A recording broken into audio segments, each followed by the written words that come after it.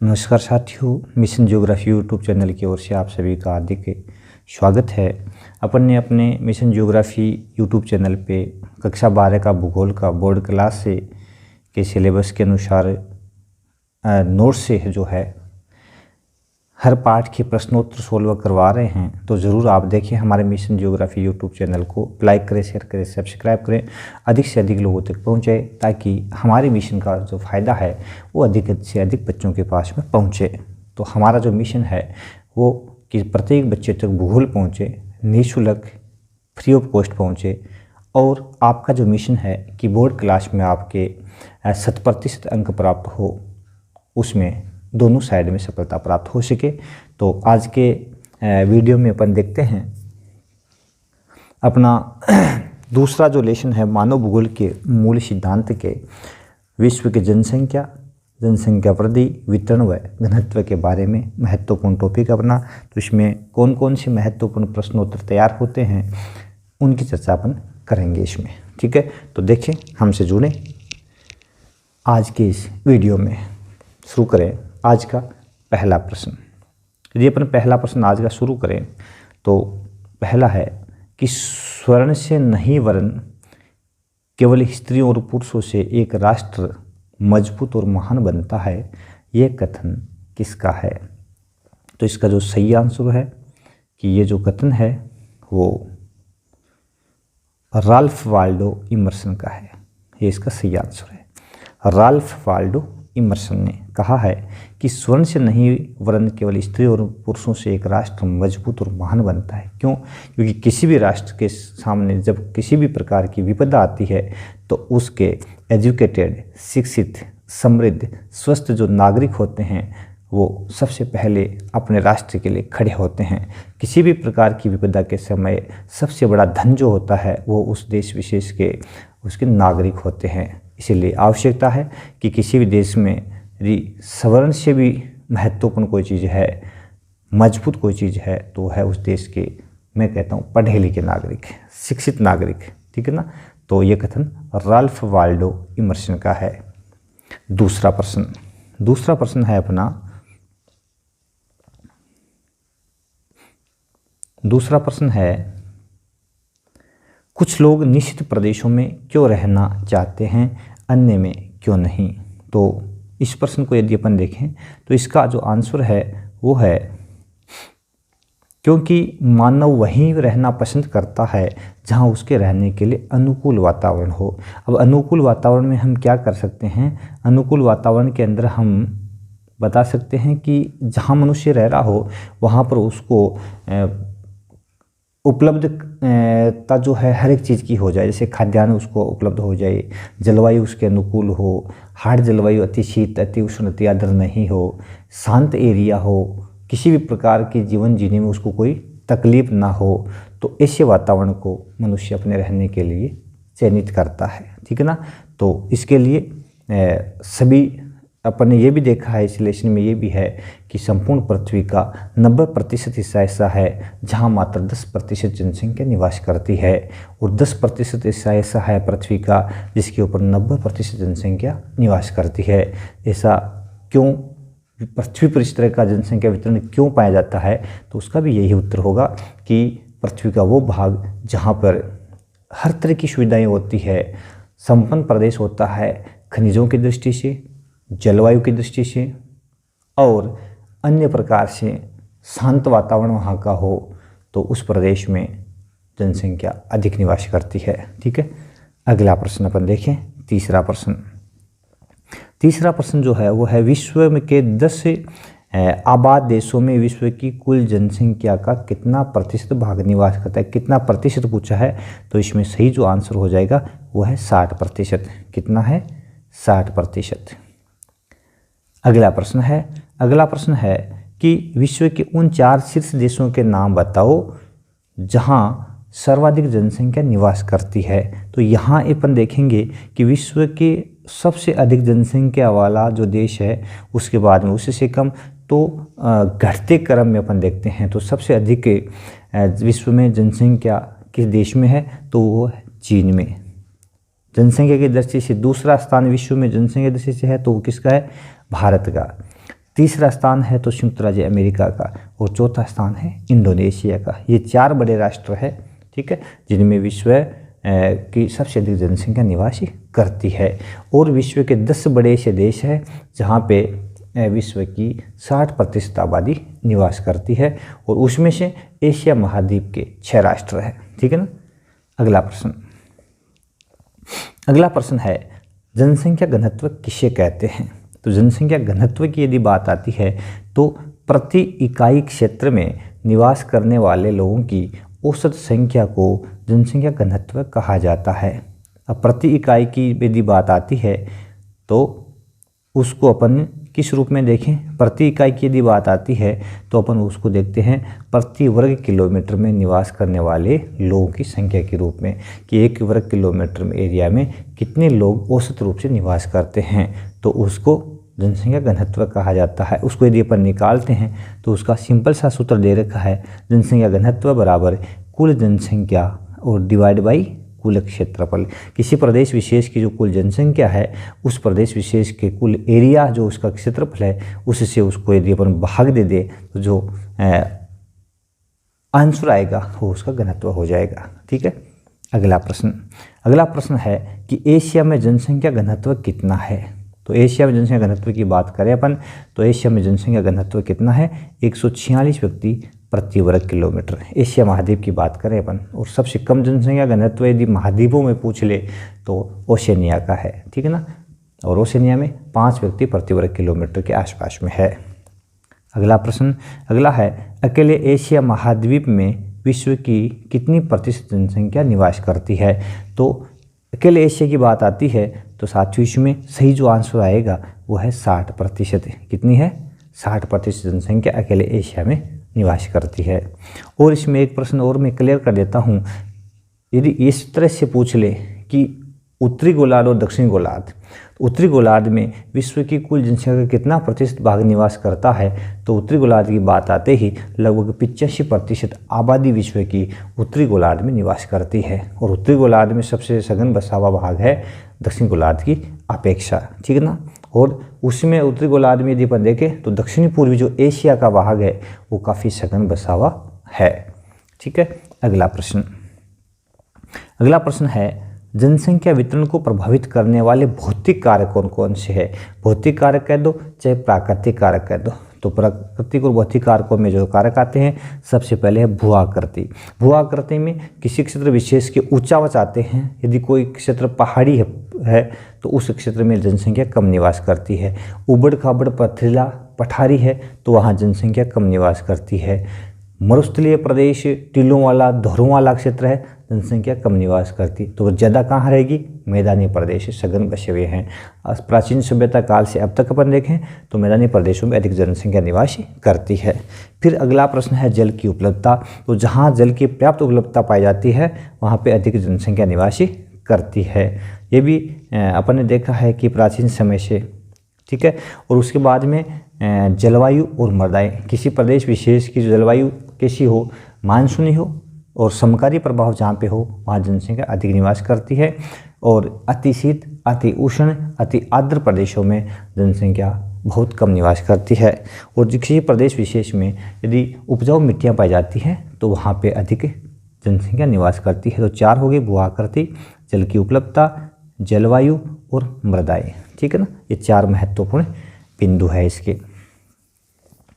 अगला प्रश्न है 8वां प्रश्न यदि अपन देखें तो है जनसंख्या वितरण को प्रभावित करने वाले आर्थिक कारक कुछ हैं।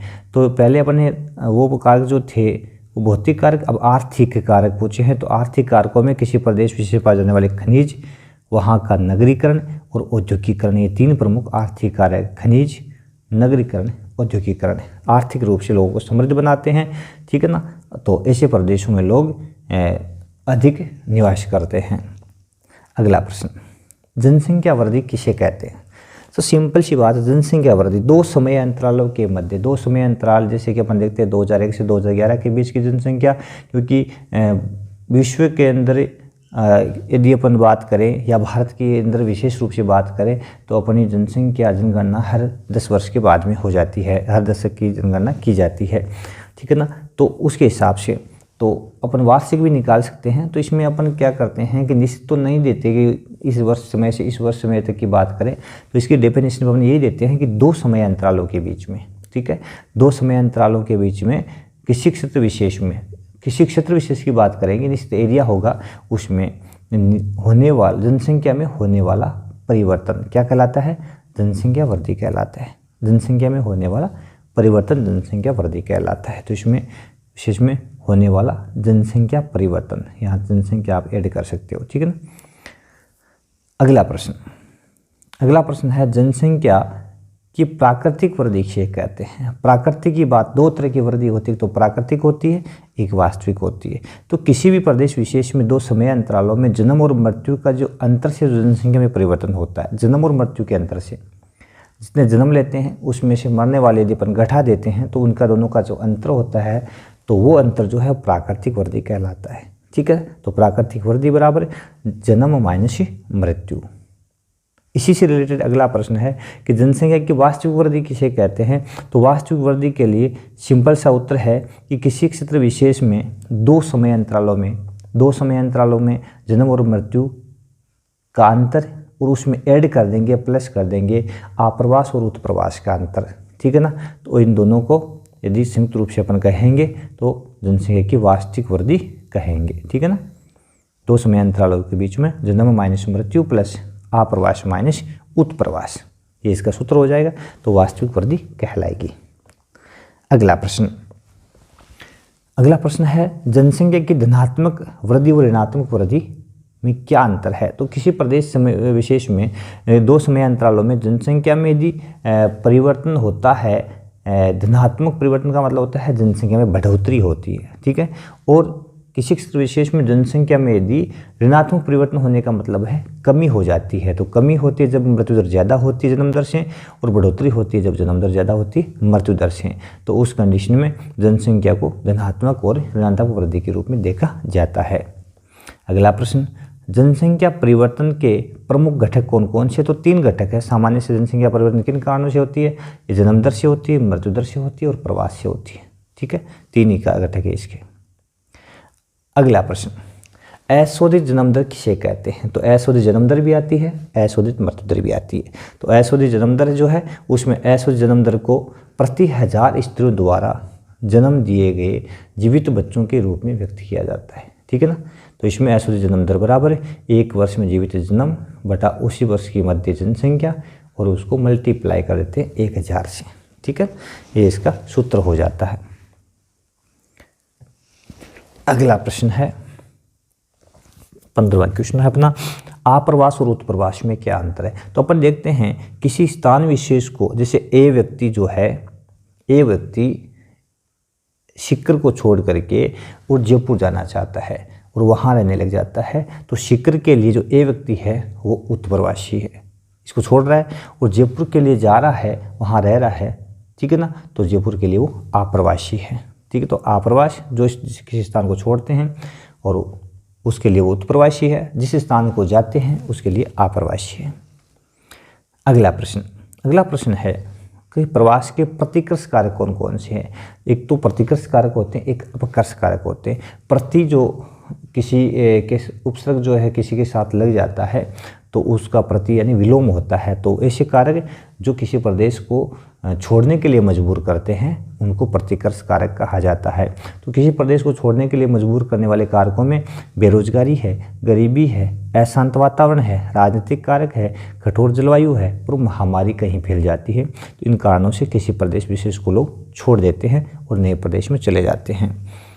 दूसरा है प्रवास के अपकर्ष कारक कौन कौन से हैं? तो ऐसे क्षेत्र जो किसी प्रदेश विशेष में लोगों को आकर्षित करते हैं। तो आकर्षित करने वाले, यहाँ आकर्षित करने वाले कारक देखने हैं अपने को, तो इसमें शिक्षा, रोजगार, शांति, अनुकूल वातावरण, ये किसी प्रदेश विशेष में है तो लोग उस प्रदेश के प्रति आकर्षित होते हैं, तो वो अपकर्ष कारक कहलाते हैं। अगला प्रश्न है औद्योगिक क्रांति कब हुई थी? 1750 में हुई थी। किस समय विश्व जनसंख्या कितनी थी? तो सही आंसर है 55 करोड़ है। कितनी थी? 55 करोड़ है, ठीक है। अगला प्रश्न, विश्व की जनसंख्या को 1 अरब से 2 अरब होने में कितना समय लगा? तो प्रारंभिक जनसंख्या जब कम होती थी तो उसको डबल होने में उतना ही ज़्यादा समय लगा था। क्यों? क्योंकि उस समय जन्म दर भी ज़्यादा थी तो मृत्यु दर भी बहुत ही ज़्यादा थी। तो प्राकृतिक वृद्धि बहुत कम हो रही थी। तो उस समय में 1 अरब से 2 अरब होने में कितना समय लगा है? 100 वर्ष का समय। कितना है? 100 वर्ष का समय। अगला प्रश्न 20वां है कि विश्व की जनसंख्या को 6 अरब से 7 अरब होने में, अब देखो 1 से 2 अरब होने में 100 वर्ष लगे, लेकिन यहाँ पर 6 से 7 अरब होने में मात्र 12 वर्ष लगे। ठीक है ना। तो यहाँ आते आते जनसंख्या लगभग स्थिर हो जाती है, जन्म दर और मृत्यु दर लगभग समान हो जाती है, जिसके कारण जनसंख्या परिवर्तन बहुत ही कम होता है। ठीक है। अगला प्रश्न है 20वीं शताब्दी में विश्व की जनसंख्या कितनी बढ़ी? तो 20वीं शताब्दी की यदि बात आती है तो विश्व जनसंख्या कितनी बढ़ी है? 4 गुना बढ़ी है। तो जनसंख्या है उसमें 4 गुना वृद्धि हुई है। अगला प्रश्न, विकसित देशों की तुलना में विकासशील देशों में जनसंख्या तेजी से बढ़ रही है, इस कथन पर अपने विचार लिखो। तो आपको पूछा गया है कि अपने विचार लिखिए कि विकसित देशों में जनसंख्या कम क्यों बढ़ रही है और विकासशील देशों में जनसंख्या ज़्यादा बढ़ रही है। तो इसके पीछे क्या कारण है? तो ये जो कारण है उसमें सामान्य सी बात है कि विकसित देशों ने अपने यहाँ जन्म दर को भी कंट्रोल कर लिया और मृत्यु दर को भी कंट्रोल कर दिया, दोनों को कंट्रोल कर लिया। तो प्राकृतिक वृद्धि कम हो गई, तो इस कारण जनसंख्या कम बढ़ी। जबकि जो विकासशील देश है उन्होंने क्या किया कि जन्म दर जो है वो तो वहाँ पर वैसी की वैसी बनी रही और उन्होंने मृत्यु दर को स्वास्थ्य सुविधाएं बढ़ा करके, खाद्यान्न की आपूर्ति कर करके और महामारियों पर नियंत्रण करके मृत्यु दर को कंट्रोल कर लिया और जन्म दर जो है वो वैसी की वैसी बनी रही। तो प्राकृतिक वृद्धि दर बढ़ गई, जिसके कारण विकासशील देशों में जनसंख्या काफ़ी तेज़ी से बढ़ी है और विस्फोटक बढ़ी है। इसको विस्फोटक भी कहा जाता है। अगला प्रश्न, विश्व की जनसंख्या वृद्धि दर 2015 में कितनी, 2015 के अनुसार कितनी है विश्व की? तो यहाँ 2015 के अनुसार विश्व जनसंख्या वृद्धि दर कितनी है? 1.2% है। ठीक है। अगला प्रश्न है विश्व में सर्वाधिक जनसंख्या वृद्धि दर किस महाद्वीप की है?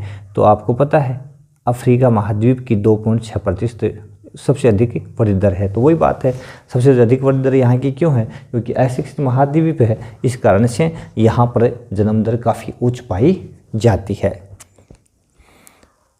अगला 25वां प्रश्न है कि भारत की वार्षिक जनसंख्या वृद्धि दर कितनी है? तो भारत के संदर्भ में यदि बात करते हैं तो भारत के संदर्भ में देखें तो 1.64%। ठीक है ना। भारत की वार्षिक जनसंख्या वृद्धि दर पाई जाती है। हालांकि इसमें थोड़ा सा कन्फ्यूज है, अपनी बुक के अंदर ही जो NCERT उसने इस बिंदु को दिया है। हालांकि 2011 की जनगणना देखें तो 102 करोड़ के लगभग है और 2001 की जनसंख्या है 102 करोड़ है और 2011 की जनसंख्या है वो 121 करोड़ है। तो 19 करोड़ की वृद्धि हुई है, 18 पॉइंट कुछ करोड़ की वृद्धि हुई है। तो 1.8 होनी चाहिए, लेकिन NCERT बुक ने अपनी इसको थोड़ा सा जो बुक में दे रखा है उसको सही मानना पड़ता है, तो उसने इसको 1.64 दिया है। तो मैं इसको आपका सस्पेंस भी क्लियर कर दूँ, कहीं डाउट हो जाए तो बुक के अनुसार ये सही है। ठीक है ना। अगला प्रश्न, जनसंख्या संक्रमण सिद्धांत क्या है? तो जनसंख्या संक्रमण सिद्धांत जनसंख्या में होने वाले परिवर्तनों को दर्शाता है, जिससे जनसंख्या मजदूर और खेतीहर से नगरीय व औद्योगिक होती है। तो जन्म दर व मृत्यु दर दोनों में परिवर्तन आ जाता है। क्यों? क्योंकि खेती और जब मजदूर होती है तो काफ़ी गरीब होती है, जैसे वो नगरीय और औद्योगिक हो जाती है तो उन्होंने क्या कर लिया होता है, आर्थिक रूप से वो समृद्ध हो जाती है और शिक्षित भी हो जाती है। तो उन्होंने जन्म दर को भी कंट्रोल कर लिया होता है और मृत्यु दर को भी कंट्रोल कर लिया होता है। और विश्व जनसंख्या इसी संक्रमण से गुजरी है। इसमें संक्रमण सिद्धांत दे रखा है जो विस्तार से अपनी बुक में है, उसको देखा जा सकता है। अगला प्रश्न है जनसंख्या संक्रमण में कितनी अवस्था है? तो संक्रमण की बात करते हैं तो उसमें 3 अवस्था है और 3 अवस्थाओं में यदि बात करते हैं तो सबसे पहले की जो अवस्था है उसके अंदर क्या है कि जन्म दर भी उच्च पाई जाती है और मृत्यु दर भी उच्च पाई जाती है। और दूसरी जो अवस्था है उसमें जन्म दर जो है इस तरह से 3 अवस्था यहाँ पे दे रखी है। तो यहाँ वाला जो पहली अवस्था है इसमें आदिम समाज के लोग, आदिवासी, श्रीलंका, बांग्लादेश के आदिम क्षेत्रों में निवास करने वाले गरीब राष्ट्रों के लोग हैं, जहाँ जन्म दर भी उच्च है और मृत्यु दर भी उच्च है। सेकंड अवस्था में विकासशील देश आते हैं जिन्होंने जन्म दर जो है उसको तो उतना कंट्रोल नहीं कर पाए, लेकिन मृत्यु दर को कंट्रोल कर दिया। जैसे ये इसमें डायग्राम है जो है, आरेख है वो जन्म दर का है। ठीक है ना। तो इन्होंने जन्म दर को तो कंट्रोल कर दिया, लेकिन मृत्यु दर को कंट्रोल ज़्यादा कर लिया, जन्म दर को कंट्रोल उतना नहीं कर पाए। तो ये दोनों का अंतर जो है ये प्राकृतिक वृद्धि कहलाती है। इसको प्राकृतिक वृद्धि कहते हैं, ठीक है ना। और यहाँ यदि ये तीसरी स्टेज यहाँ पे है, यहाँ विकसित राष्ट्र आते हैं, कनाडा, जर्मनी, ठीक है ना, जापान, इनकी चर्चा करते हैं। तो इन्होंने तीसरी स्टेज पे क्या होता है, संक्रमण सिद्धांत के अंदर जन्म दर को भी गिरा लिया है और मृत्यु दर को भी गिरा लिया है, ठीक है। अगला प्रश्न तो यही है, संक्रमण सिद्धांत की प्रारंभिक अवस्था क्या दर्शाती है। प्रारंभिक अवस्था उच्च जन्म दर, उच्च मृत्यु दर को दर्शाती है, जिसमें आर्थिक रूप से कमजोर आदिवासी इलाकों के लोग आते हैं। और जो अगला प्रश्न है, इसमें जनसंख्या संक्रमण की तीसरी अवस्था क्या दर्शाती है, तो निम्न जन्म दर और निम्न मृत्यु दर को दर्शाती है, जहां जनसंख्या स्थिर हो जाती है। तो ये अवस्था कहाँ पाई जाती है, अमेरिका, कनाडा, जापान, यानी विकसित अर्थव्यवस्थाओं में इस तरह की जो कंडीशन है वो देखने को मिलती है। समझ गए, यानी कहाँ मिलती है, जापान, कनाडा, अमेरिका, यानी विकसित देशों में, ठीक है ना। वो संक्रमण की तीसरी अवस्था से गुजरे हैं। तो यहाँ जनसंख्या किस तरह की है, स्थिर हो गई है, यानी वृद्धि नहीं हो रही है, जनसंख्या लगभग स्थिर हो जाती है। अगला प्रश्न, जनसंख्या नियंत्रण के कोई 3 उपाय बताओ। तो नियंत्रण करने के लिए अपने को क्या करना पड़ेगा, एक तो शिक्षा का प्रसार करेंगे तो लोग जागरूक हो जाएंगे तो अधिक जनसंख्या से होने वाले नुकसान जो है उसको वो समझ जाएंगे। दूसरा, परिवार नियोजन अपना करके, परिवार नियोजन कार्यक्रम है जैसे कि नसबंदी वगैरह है, इन ऐसी अपना करके अपन उसको कंट्रोल कर सकते हैं। और तीसरा, सरकार एक सख्त कानून बना दे तो उस सरकार के सख्त रवैये से भी लोग जनसंख्या जो है उसको कंट्रोल कर सकते हैं। फिर है, जनसंख्या के संदर्भ में थॉमस माल्थस ने अपना एक सिद्धांत दिया था। कब दिया उसको, तो वो दिया था 1978 के अंदर।